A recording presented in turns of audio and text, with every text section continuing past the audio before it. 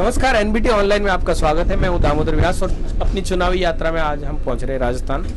तो देश को जोड़ने वाली जो भारतीय रेलवे है, उस रेलवे में चलने वाले लोग, यहाँ पे आने जाने वाले मुसाफिर और यहाँ पे काम करने वाले लोगों से बेहतर कोई नहीं बता सकता है कि देश में अभी चल क्या रहा है। तो इस चुनावी माहौल में हम बात करते हैं विक्रम से। विक्रम, आपका नाम है? हाँ, मेरा नाम विक्रम। विक्रम, आप क्या काम करते हैं और कितने सालों से काम कर रहे हैं? मैं 9 साल से काम कर रहा हूँ एसी कोच अटेंडेंट में।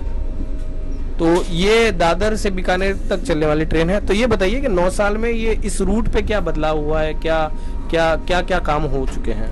बहुत बड़े बड़े बदलाव हुए हैं इसमें। देखो कि फर्स्ट तो पैसेंजर 9 साल पहले अपनी सीट पे बैठे कोई चीज़ का इंतज़ार करता था कि कर्मचारी आएगा और हमारा काम होएगा। आज पैसेंजर बैठे बैठे अपना 2 मिनट में अपना काम करवा सकता है और बहुत बड़ा टाइमिंग का चेंजिंग हुआ है।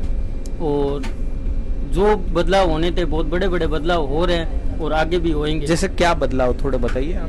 देखो, इलेक्ट्रॉनिक इंजन हो गया, डबल लाइन हो गई, ठीक है, नई गाड़ियां आ गई और वंदे भारत जैसी बहुत बढ़िया गाड़ी आ गई, बुलेट भी आएगी।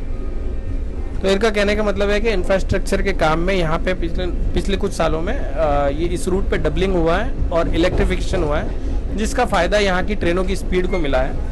इसके साथ ये बोल रहे थे कि जो शिकायत का मैकेनिज्म हुआ है वो अच्छा हुआ है कि आप एक छोटी सी शिकायत करते हैं तो फटाक से उसको अटेंड किया जाता है, राइट? अच्छा, ये बताओ कि लोगों में क्या बदलाव आया है? पहले सुना जाता था कि लोग जो है कभी कंबल चोरी करते हैं, बिस्तर, कभी नैपकिन, कभी ये चादर वगैरह। तो अब ये क्या रेशियो है? लोगों में क्या बदलाव आते जा रहे हैं? लोगों में कुछ हुआ है, लेकिन कुछ तो अभी भी हो रही है। चोरी, कंबल, चादर, तकिया हो रहे हैं, लेकिन पहले जितना उतना नहीं है, हो रहे हैं अभी भी। और कूड़ा कचरा करने में लोग कैसे हैं? अभी ट्रेनों में हो रहा है या कुछ जागरूक हुए हैं? इतने नहीं हुए, कुछ जागरूक हुए हैं पैसेंजर। जो पैसेंजर एसी का प्रॉपर पैसेंजर है, स्लीपर क्लास का पैसेंजर है, उन पैसेंजरों को पता है कि अपने को कूड़ा कचरा नहीं करना है। अब जैसे कोई ऐसे पैसेंजर आ गया, और कुछ पैसेंजर है जो कचरा भी करते हैं, बेडशीट भी ले जाते हैं, जो रेल को नुकसान पहुंचाने वाले काम करते हैं, है कुछ पैसेंजर। अच्छा, ये तो बात हो गई ट्रेनों की और यहाँ के इंफ्रास्ट्रक्चर की, लेकिन अब मैं बात करता हूँ, आप एक देश के नागरिक वोटर भी हैं। बिल्कुल। तो आपका वोट किस तरह से आप उसको डिसाइड करते हैं कि आपका वोट आप कैसे देंगे?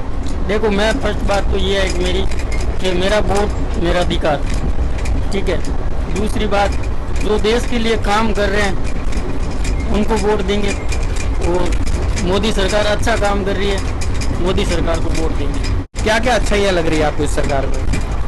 बहुत अच्छाइयाँ हैं। तो आप बताओ कि हर चीज़ में डेवलपमेंट हो रहा है, हर चीज़ में। आज से अपन जैसे 2014 में बीजेपी आई, उस टाइम अपने को अगर किसी बंदे को पैसे भेजने हैं, वो बंदा पैसा भेजना है, 3 बजे के बाद बैंक बंद हो जाती, लंच टाइम हो जाता, तो बेटा है कल भेजना।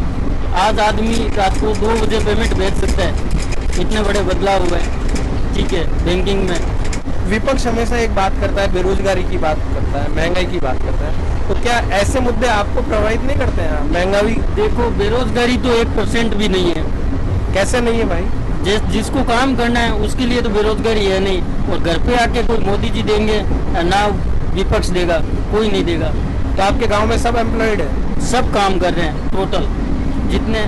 और जो बेरोजगार हैं वो अपने खुद से है, ऐसे उनको काम ही नहीं करना, तो वो बेरोजगारी तो है ही है। लेकिन जब सरकार कुछ चीजें फ्री में देती है तो फिर वो बेरोजगारी लोग जो है वही तो बढ़ रही है ना। बेरोजगारी का मेन कारण ये है ना। कहते हैं कि मतलब जो फ्री में चीजें बंटनी चाहिए। देखो, मेरी बात सुनो। फर्स्ट बात ये है कि मोदी जी का जो चुनाव का घोषणा पत्र आया, उसमें फ्री का कुछ नहीं है, ठीक है।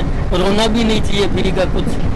और जो कांग्रेस का आया उसमें सब कुछ फ्री का है। वो बेरोजगारी ज्यादा बढ़ाएगा, कम नहीं करेगा, ज्यादा बढ़ाएगा। तो ये थे हमारे साथ विक्रम, एक सामान्य से काम करने वाले कर्मचारी हैं, लेकिन उस चीज़ को, नब्ज को पकड़े हुए, क्योंकि ट्रेन में हजारों मुसाफिरों से इनका राब्ता होता है और उनसे बातें करते हैं। तो इसमें ये चीज़ हमें अच्छे से बता सकते हैं कि देश में चल क्या रहा है और ये अपना वोट किस मुद्दे पर देते हैं, इन्होंने भी ये साथ में स्पष्ट किया है। एनबीटी ऑनलाइन से दामोदर व्यास, नमस्कार।